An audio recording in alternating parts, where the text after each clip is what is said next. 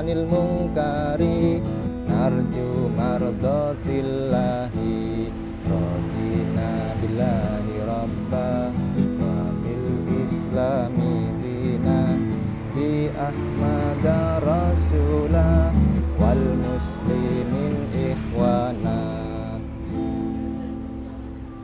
Al-Quran imam kami, Al-Quran pedoman kami, Al-Quran petunjuk kami, Al-Quran satukan kami.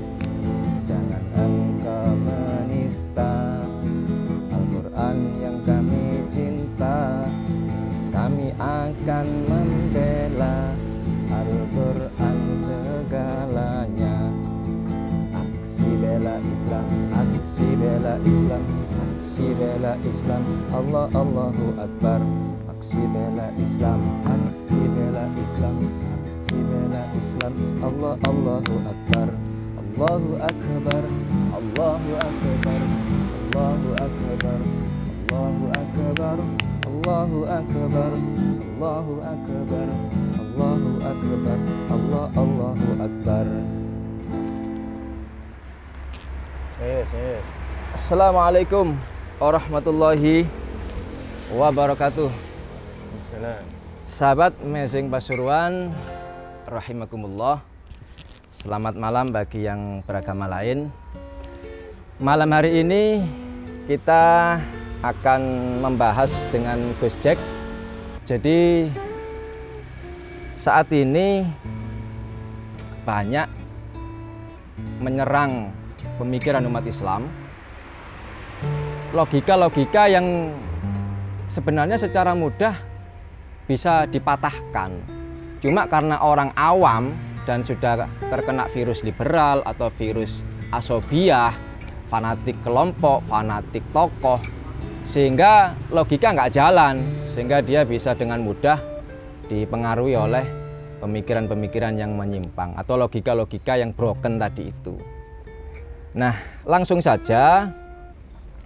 Jadi misalkan begini ya, kita coba pelan-pelan membuka logika yang sehat, akal yang sehat, biar bisa mencerahkan dan mencerdaskan. Misalkan begini, ada sekelompok umat Islam yang Ahlus Sunnah wal Jamaah ya, yang tidak senang kepada kelompok Wahabi. Dan kami pun sangat-sangat anti dengan Wahabi. Kami pun juga tidak senang dengan Wahabi. Kami pun juga protes mengkritik Wahabi. Tetapi ketidaksenangan kepada Wahabi ini kemudian pensikapannya keliru. Tidak senang kepada Wahabi, tapi yang disalahkan jenggotnya. Tidak suka dengan Wahabi, yang disalahkan cingkrangnya. Tidak senang dengan Wahabi, yang disalahkan jidat hitamnya, dan seterusnya dan seterusnya. Ini kan tentu tidak sehat secara logika, juga tidak masuk. Karena Wahabi salahnya bukan di jenggot, Wahabi salahnya bukan di cingkrang, Wahabi salahnya bukan di jidat hitamnya. Luruskanlah secara ilmiah pemahaman takfirinya, tajsimnya, tasbihnya. Terus kemudian yang mudah membid'ahkan kelompok lain, itu luruskan. Nah ini kan logika-logika yang tidak sehat ini harus kita jawab. Ya. Saya terus terang tidak punya jenggot dan tidak melihara jenggot ya. Tapi saya merasa terusik ketika jenggot dicaci maki. Saya tidak cingkrang, ya. Tapi saya merasa terusik ketika cingkrang dicaci maki. Ya. Misalkan gamis, saya tidak pakai gamis ya. Tapi ketika gamis itu dicaci maki, maka saya pun merasa terusik ya. Nah ini harus kita luruskan ya. Terus kemudian misalkan ada sekelompok umat Islam yang anti kepada radikalisme, maka kami pun juga sangat anti dengan tindakan-tindakan radikal, kekerasan ya. Tentu kita semua sepakatlah anti radikalisme, apalagi terorisme ya. Tetapi terus kemudian logikanya menjadi tidak masuk akal ketika anti radikalisme yang diserang bukan paham radikalnya, tapi yang diserang misalkan ada perempuan yang melakukan tindakan radikal, penusukan kepada Wiranto misalkan beberapa tahun yang lalu. Yang diserang cadarnya, yang dilarang cadarnya, cingkrangnya. Itu kan kenyataan pernah terjadi di Kementerian Agama ya. Itu ada disampaikan oleh Menteri Agama akan melarang cingkrang, akan melarang cadar di instansinya. Ya. Ini tentu tidak lepas dari upaya menangkal radikalisme. Permasalahannya kan yang salah bukan cingkrangnya, yang salah bukan cadarnya. Jangan cadarnya yang dicaci maki, yang diolok-olok, yang dilarang.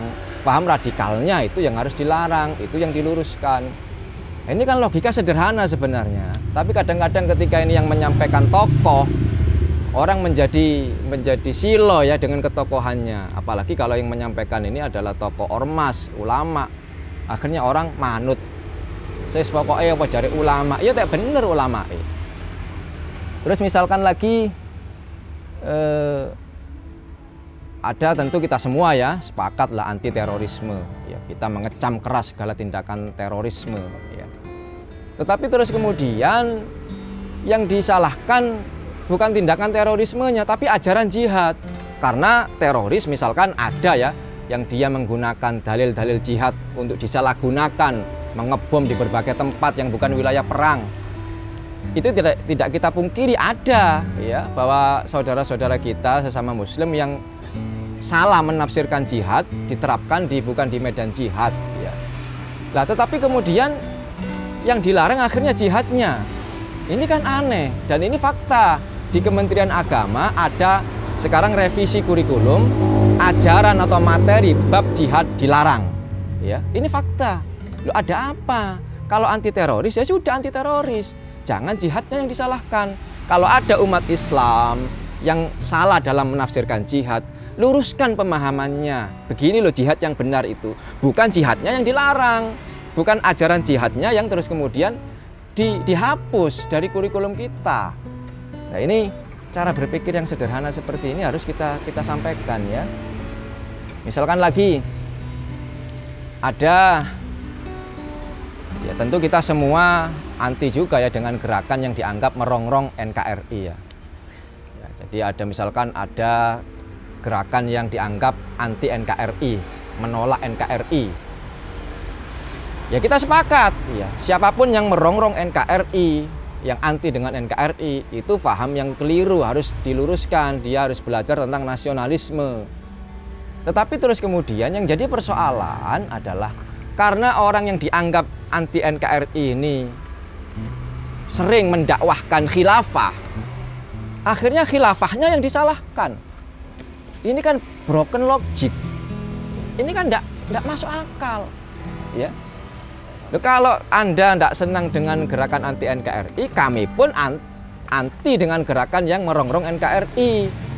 Gerakan yang mentauhidkan Pancasila misalkan kalau memang ada ya tangkap saja. Tapi jangan terus kemudian karena mereka ini mengusung atau mendakwakan khilafah, khilafahnya dilarang. Dan ini fakta. Hari ini Kementerian Agama sudah menghapus ya, merevisi kurikulum tentang khilafah. Khulafaur Rasyidin sudah tidak ada lagi di situ dalam kurikulum itu. Nah, ini kan sungguh sangat-sangat aneh ya.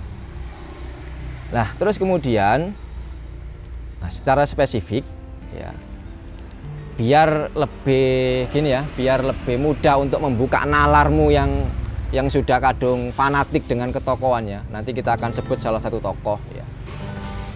Misalkan gini, ada seorang laki-laki, dia melakukan poligami.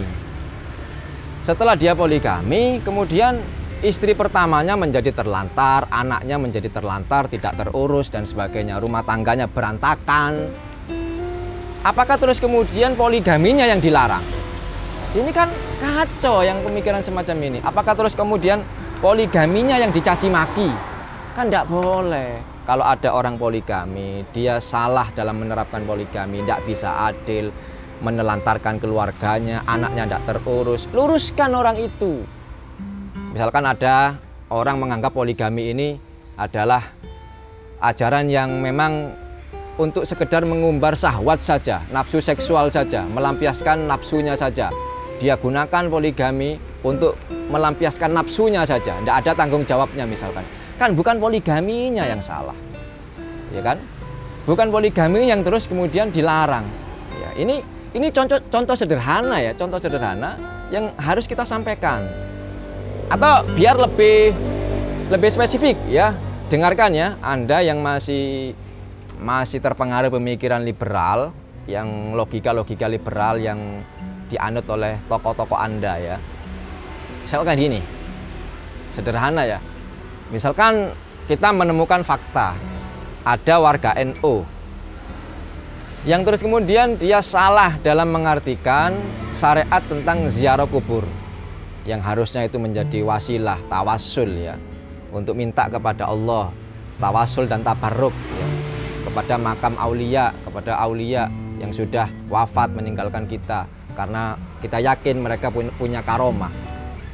Nah, terus kemudian ada yang salah dalam mempraktekkan itu, sampai minta ke kuburan, bukan minta kepada Allah.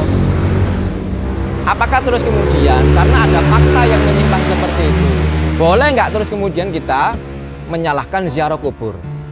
Kan kacau. Atau bahkan melarang ziarah kubur, atau menghapus tentang syariat ziarah kubur. Kan kacau cara berpikir seperti itu, sahabat. Ya. Atau bahkan misalkan kemudian karena yang melakukan warga NU, yang disalahkan NU-nya, kan tidak boleh. Bahkan kan ada yang saat ini orang-orang Wahabi, Salafi, Takfiri mungkin sebagian yang mengatakan NU itu penyembah kuburan. Kan tidak benar seperti ini. Ya. Tidak boleh yang disalahkan NU-nya, tidak boleh yang disalahkan syariat ziarah kuburnya, nggak boleh. Salahkan orangnya, luruskan pemahamannya. Nah ini ya contoh biar kita lebih mudah menerima logika-logika yang disebarkan oleh kelompok-kelompok liberal, tokoh-tokoh liberal yang ingin mencuci otak kita.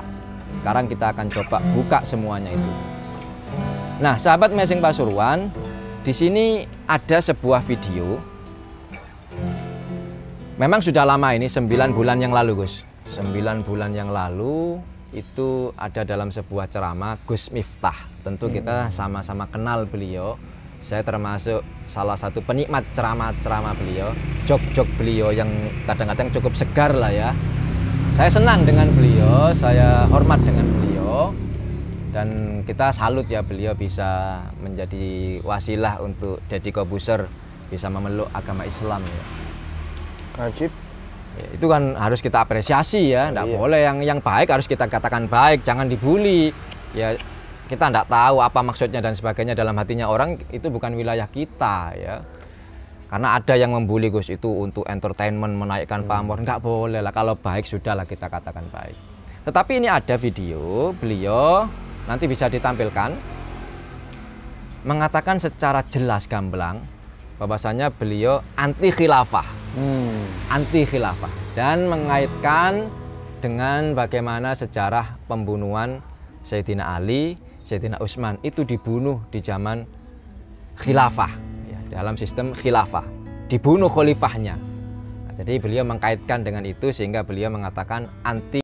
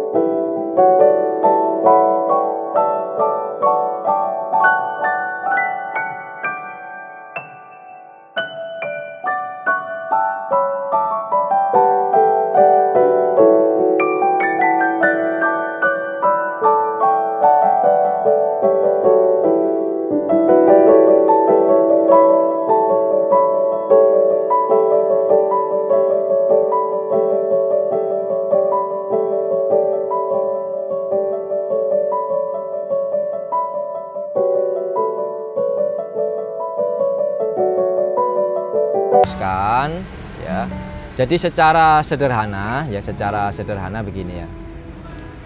Kita jawab dengan logika karena beliau juga menggunakan logika ya. Misalkan Gus Miftah yang saya hormati, barangkali video ini bisa sampai kepada panjenengan, dan syukur-syukur suatu ketika saya bisa bertemu langsung dengan jenengan.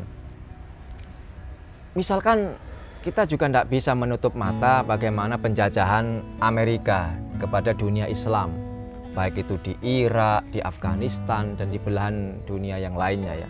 Itu korbannya banyak, bunuh-bunuhan, perang, penjajahan, penjarahan, itu fakta yang tidak bisa kita pungkiri. Yeah. Terus kemudian apakah karena ini Amerika yang menyerang, karena bentuk negaranya Amerika ini bentuk serikat, apakah kemudian yang dikecam bentuk negara serikatnya? Ya kan ini kan juga broken logic tadi itu kan. Ya. Kan tidak benar cara berpikir seperti ini. Apakah kemudian karena Amerika yang menyerang itu dalam sistem demokrasi, kemudian demokrasinya kita serang? Kan juga tidak benar cara berpikir seperti ini. Misalkan kita juga tidak bisa menutup mata ya bagaimana kekejaman Israel, Gus. Ya. Israel yang setelah sekian puluh tahun menjarah, menjajah, menzalimi ya, umat Muslim di Palestina ya. Itu Israel itu sampai sekarang Indonesia tidak mengakui, Gus, karena bukan negara itu, karena tidak punya wilayah ya. Itu wilayahnya menjarah, merampok. Ini fakta. Korbannya umat Islam di Palestina. Apakah itu terjadi dalam sistem khilafah? Gus Miftah yang saya hormati, apakah penjajahan Israel kepada Palestina itu terjadi dalam sistem khilafah? Coba kita juga harus berpikir yang objektif ya. Nah ini kan pertanyaan-pertanyaan ini harus dijawab juga kan. Tadi apakah penjajahan Amerika kepada dunia Islam, apakah itu terjadi dalam sistem khilafah? Apakah penjajahan bangsa Eropa beberapa tahun yang lalu termasuk di Indonesia oleh Belanda dijajah sekian ratus tahun, apakah itu terjadi dalam masa khilafah? Apakah yang salah khilafah? Ya, apakah karena yang menjajah itu beragama Kristen, yang salah Kristennya misalkan? Kan tidak boleh cara berpikir seperti ini kita kembangkan ya. Nah terus misalkan kemudian sahabat Amazing Pasuruan, ini nanti Gusek bisa menambahkan ya, bisa menambahkan tentang terkait khusus Gus Miftah, nanti tolong ditambahkan Gus ya. Kemudian misalkan lagi beberapa tahun yang lalu Gus, ya, beberapa tahun yang lalu itu juga terjadi pembantaian dari Cina, di Cina, yang terjadi di Cina kepada Muslim Uighur ya. Itu juga viral kan, tidak bisa kita pungkiri. Korbannya umat Islam, sekian ratus ribu nyawa melayang dibantai. Apakah itu terjadi di dalam sistem khilafah? Ya. Kemudian pembantaian di Myanmar, Gus, Rohingya terhadap suku Muslim Rohingya. Apakah itu yang salah khilafah? Apakah terjadi di dalam sistem khilafah? Ini kan, dan Anda diam, Gus Miftah. Setidaknya saya belum pernah mendengar Anda berbicara secara spesifik. Ya, misalkan kalau mengikuti logikanya tadi, Gus, ya. Kalau di dalam sistem khilafah terjadi bunuh-bunuhan, perang, yang salah khilafahnya. Berarti kalau Myanmar ini membantai Rohingya, yang salah Myanmarnya, sistem pemerintahan Myanmarnya. Kan ini juga broken logic kan, ya. Nah ini harus kita luruskan. Dan kalau kita tarik di Indonesia sendiri, Gus, di Indonesia sendiri itu tahun 65 terjadi bantai-bantaian itu. PKI membantai rakyat Indonesia tahun 48 ya, 65. Kemudian pada saat itu rakyat juga membantai PKI. Itu terjadi di sistem republik. Pemerintahan kita republik. Ya, nasionalisme, demokrasi. Apakah yang salah republiknya? Apakah yang salah bentuk negara NKRI-nya? Coba, kan juga tidak bisa logika-logika seperti itu kita biarkan kan. Loh, ini harus kita luruskan bahwa memang pernah di zaman Khalifah Sayyidina Ali dibunuh, Sayyidina Utsman dibunuh, bahkan Sayyidina Umar ya dibunuh. Ini tidak disebut oleh Gus Miftah, juga dibunuh. Yang salah masuk khilafah ya Gus, ya kan? Yang salah yang membunuh. Ya nanti bisa dikupas lebih dalam oleh Gus Jack. Ini hanya sekedar pengantar. Dan yang terakhir, yang paling akhir, di zaman Kanjeng Nabi itu juga terjadi peperangan, Gus. Saling perang kan. Kanjeng Nabi sendiri Wakilah dalam satu riwayat perang di zaman Kanjeng Nabi itu 27 kali perang ya. Lah, apakah karena di zaman Nabi sering terjadi peperangan, terus kemudian kita mengatakan sistem kenabian salah? Wanita jenengan Gus Miftah mengatakan sistem kenabian itu jelek, sistem kenabian tidak baik atau salah. Saya anti kepada sistem kenabian karena di zaman sistem kenabian terjadi perang-perangan, saling perang, saling bunuh. Kan juga tidak boleh. Berani mengatakan Kanjeng Nabi itu radikal misalkan karena seneng perang. Kenapa Nabi tidak damai saja, tidak menggunakan diplomasi, musyawarah, pendekatan dan sebagainya? Coba. Nah, logika yang semacam ini harus kita luruskan agar tidak semakin menyebar ya, semakin mempengaruhi cara berpikir umat ini yang kebanyakan masih awam sehingga masih mudah terpengaruh dengan doktrin-doktrin, logika-logika yang dilontarkan oleh ya orang-orang liberal tadi itu. Baik Gus, monggo ditambahkan Gus. Iya. Apa yang perlu ditambahkan terkait dengan lebih khusus biar spesifik karena Gus Miftah ini adalah sosok tokoh yang banyak dihormati dan saya pun termasuk salah satu yang menghormati beliau dan saya sering mendengarkan ceramah-ceramah beliau dan saya termasuk salah satu yang suka dengan ceramah-ceramah beliau. Dan yang saya istimewa bagi saya, Gus Miftah ini sering ceramah di klub-klub malam kepada PSK Nun Sewu ya. Dan itu luar biasa menurut saya. Tidak bisa dilakukan oleh semua orang, tidak bisa dilakukan oleh semua ulama atau semua ustadz atau semua penceramah. Ini bagi saya luar biasa. Monggo Gus. Iya. Penjelasan antum sebenarnya sudah ini Gus sudah menunjukkan bahwa memang logika yang dibangun memang kurang tepat. Logikanya logika Miftah ya kurang tepat ya. Ya. Karena memang fenomena tersebut yang seharusnya yang patut disalahkan, yang patut bisa dianggap negatif adalah kejadian pembunuhan tersebut. Karena ini kan kasus pembunuhan atau kasus peperangan. Jadi sistem apapun di dunia ini, baik kerajaan ya, monarki, republik, khilafah pun itu akan terjadi peperangan, akan terjadi tumpah darah. Ya, kalau nggak ada tumpah darah ya bukan manusia.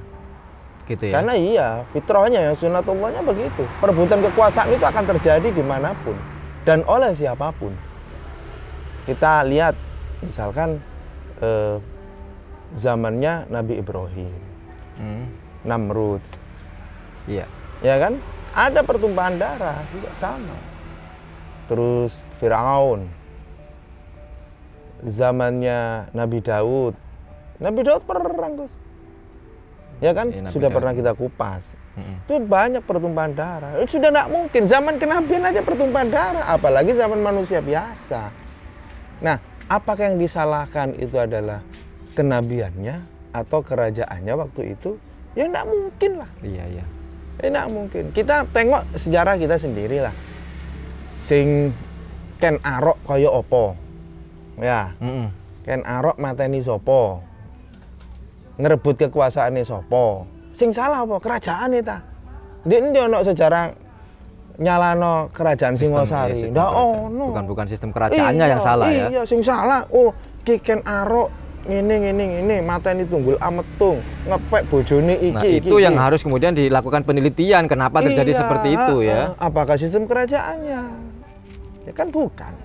Ya tutup sih. Nah, yang harus pertama logika kita memang pertama ya nggak harus cerdas sebenarnya, tapi fakta itu pokoknya cermat lah. Orang mengamati, kecermatan dalam mengamati fakta itu penting, Gus. Baru kita tempelkan hukum yang layak untuk suatu fakta tersebut. Iya. Kalau mau menghukumi sesuatu kan begitu. Kan hukum itu akan bisa match ya dengan fakta. Nah, ini baru cerdas gitu. Kalau sekedar mengamati saja ya cukup lah. Bagaimana peperangan terjadi di mana-mana lah ya. kerajaan atau apapun lah yang di dunia ini sejarah itu sudah menorehkan bahwa. Tapi yang dimaksud itu mungkin cobalah lihat Indonesia, damai, tidak ada peperangan. Cari sopo Indonesia ndak ono. Lah mulai tahun 45 kan. Iya. Ono wisan, sadurunge iku ya ono. Nah, apakah yang disalahkan waktu Indonesia belum merdeka? Kan lawannya ambek sopo ae kan? Ambek Jepang. Setelah merdeka pun ada agresi ya. Agresi 1, agresi 2 tahun ya. 48. Nah, yang disalahkan apa? Sistemnya ya enggak bisa disalahkan karena sistem itu kan tergantung nilai yang diemban atau yang difahami oleh manusia dalam rangka bermasyarakat kan begitu.